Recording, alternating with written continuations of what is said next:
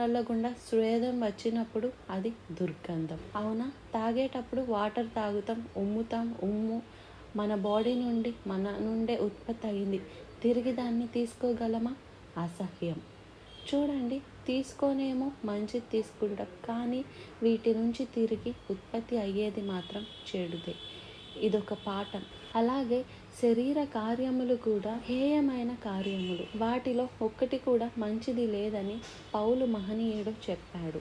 అలాంటి శరీరంలో మనం బ్రతుకుతున్నాం కాబట్టి తప్పుడు ఆలోచనలు, తప్పుడు కోరికలు, తప్పుడు అలంచులు, తప్పుడు తలంపులు ఇవన్నీ మనకి ఎదురవుతాయి.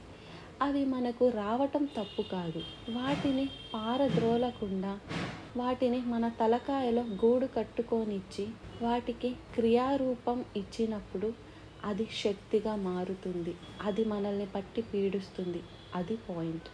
పాపానికి